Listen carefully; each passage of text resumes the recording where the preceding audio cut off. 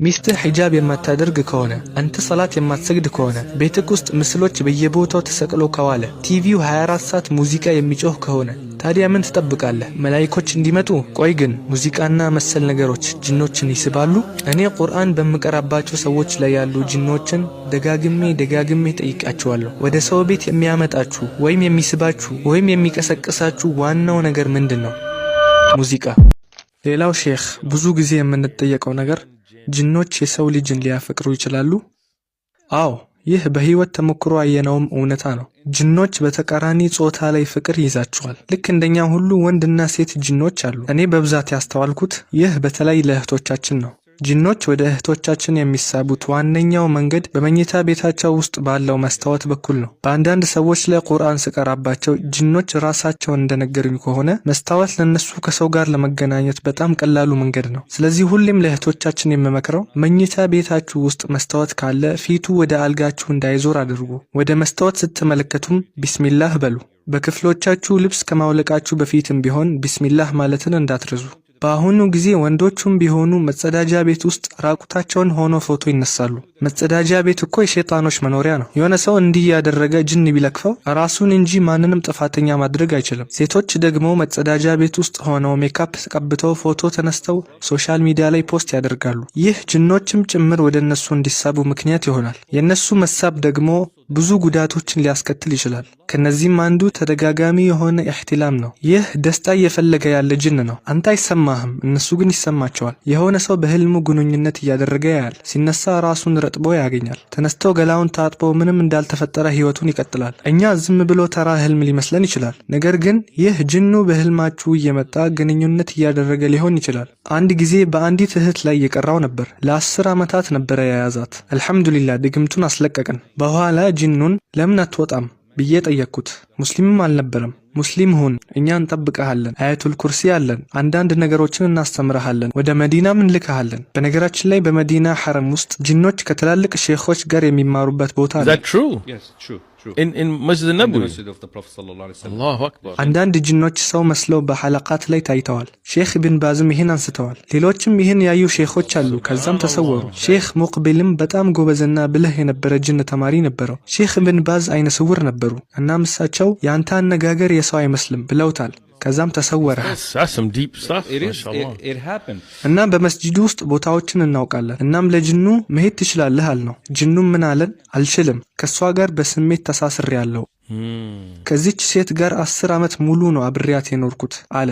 በወቅቱ ባሏ እዛው ነበረ። በጣም ተናዶ መጮህ ጀመረ። አረ ተረጋጋ፣ የባለቤትህ ጥፋት አይደለም እኮ አልኩት። ስለዚህ አዎ ሙሉ በሙሉ ሊከሰት የሚችል ነው። ስለ ክፍያ ጉዳይ ካነሳን አንድ ራቂ ምክንያታዊ ሆኖ ክፍያ ቢቀበል ከፊቅህ አንጻር የተፈቀደ ነው። ነገር ግን በጣም ከፍተኛ ገንዘብ የሚቀበሉ አንዳንድ ማይሆን ነገሮችን የሚሰጡ ለምሳሌ የሚቃጠል ነገር የሚሰጡ ከዛ ምን ይላሉ? ይህን ወረቀት ወስደህ አያቱል ኩርሲ ትቀራና ከዛ ታቃጥለውና አመዱን ወስደህ በሰውነትህ ላይ አድርገው ወይም በውሃ ውስጥ አድርገውና በውሃው ሰውነትህን ታጠብ። የሆነ ነገር እንድታቃጥልና እንድትጠቀምበት ከነገረህ ሲሕር እያደረገብህ እያለ መሆኑን እወቅ። ምናልባት መድኃኒቱ አላርጂ የሚያስነሳብህ ነገር ሊሆንም ይችላል። ስለዚህ የሚሰጥህን ነገር በሚገባ ማወቅ አለብህ። አንዳንዱ ደግሞ የተቀራበት ውሃ ነው ብለው ለዛም ብር ይቀበላሉ። ነገር ግን ይሄም አስፈላጊ አይደለም። እኔ ለራቂው የምለው ለምንድነው ለውሃው ክፍያ የምትቀበለው? ታካሚ ውሃውን ራሱ ይዞ ይምጣ፣ ከዛ አንተ ቅራበት። ለምን ክፍያ ያስፈልገዋል? ይሄ ነገሩን ምክንያታዊ በሆነ መንገድ ብናየው ይሻላል። ለምሳሌ እኔ በአንድ ሰው ላይ ሩቅያ ለመቅራት ከ1 እስከ 3 ሰዓት ይወስድብኛል። በፍሎሪዳ የሚኖር አንድ ወንድም ላይ ደግሞ በጣም ከባድ ስለነበር ለ9 ሰዓታት ያህል ቀርቼበታለሁ። ቀራለሁ፣ ከዛ ለሰላት አቆማለሁ፣ ቶሎ የሆነች ነገር ቀምሳለሁ፣ ከዛም መለሳለሁ። በእንደዚህ አይነት ጊዜ ማን ጊዜ ይኖረዋል? እኔም ስራ አሉኝ፣ መኖር አለብኝ፣ የሆነ ገቢ ያስፈልገኛል። አሁን እሱ በዚህ ምክንያት መክፈሉ ምክንያታዊ ነው። እሺ ወደ ራቂ ስንሄድ እውነተኛ ራቂን ከአጭበርባሪ እንዴት መለየት እንችላለን? አንደኛውና ዋነኛው አንዲት ሴት ያለ ማህረም ብቻዋን ከሱ ጋር እንድትቀመጥ የሚያዝ ከሆነ። ከዚህ ነጥብ የጀመርኩት ይሄ ወደ ማንኛውም አይነት ወንጀልና ክፋት የሚመራ መንገድ ስለሆነ ነው። ነብዩ ሰለላሁ ዐለይሂ ወሰለም እንደተናገሩት ሸይጣን ሶስተኛቸው ይሆናል። መቼም ራቂ ከሴት ጋር ብቻውን አይሆንም። አንዴ አውስትራሊያ ነበርኩና ወልዒያዙ ቢላህ መዓዘ አላህ አዑዙ ቢላህ ኢማም ነን ወልይ ነን የሚሉ ሰዎች ሴቶችን የደፈሩ አሰቃቂ ሁኔታዎች አይቻለሁ። እንዲያውም እንዲህ የሚል የሆነ ሰው ነበር፣ ለመውለድ ችግር ያጋጠማት ሴት ወይም ልጅ መውለድ ካልቻላችሁ ብቸኛው መንገድ መጀመሪያ ከኔ ጋር ግንኙነት ማድረግ ነው። أعوذ بالله. أعوذ بالله. እናም ሰዎች እየከፈሉት እሱ ጋር ይሄዱ ነበር። No way.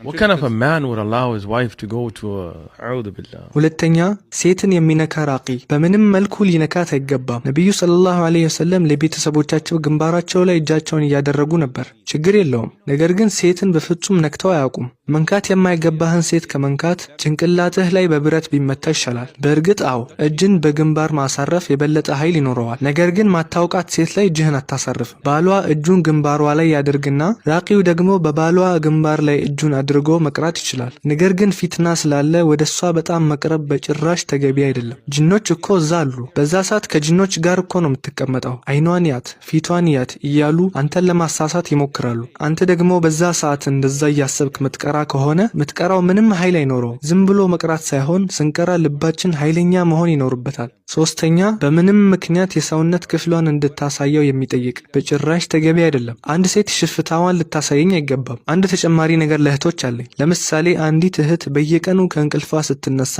ታፏ ወይም እጇ ላይ ሰማያዊ ምልክት ወይም መቁሰል ከታየባት የሆነ ጅን እያስቸገራት ነው ማለት ነው። አሁን እሷ ቁስል አለብኝ ካለች እስኪ አሳየኝ። ምን ማለት ነው አሳየኝ? አለብኝ ካለች በቃ አለባት፣ ማየት አያስፈልግም። አራተኛ ስምና የእናትን ስም የሚጠይቅ ሆነ ራቂ ቢሆንም እንኳ ይህ በጣም አደገኛ ነው። እንዲህ አይነት ሰው ወይ ከጅን ጋር ግንኙነት አለው አለዚያ ራሱ ሳሒር ነው ማለት ነው። አምስተኛ የማይቻሉ ነገሮችን እንድታመጡ የሚጠይቅ ከሆነ ለምሳሌ የጥቁር ዳክዬ ላባ፣ የፍየል ጸጉር ወይም ደግሞ ሰውነት የነካ የውስጥ ልብስ። በተለይ የውስጥ ልብስ የሚጠይቁት ድግምት ለመስራት እንዲመቻቸው ነው። ስድስተኛ ሲቀሩባችሁ የማይገባ ቋንቋ የሚጠቀሙ ከሆነ በሩቅያ መሃል ሌላ ትርጉም የሌለው ቃላትን የሚለፈልፉ ከሆነ ችግር አለ ማለት ነው። ሰባተኛ ማንም የማያውቀውን ሚስጥሮቻችሁን የሚነግሯችሁ ከሆነ ይሄ ሊሆን የሚችለው ከናንተ ቀሪን ጋር ሲገናኙ ብቻ ነው። ቀሪን ማለት ከተወለድን ጀምሮ እስከምንሞት ድረስ አብሮን የሚሆን ጅን ነው።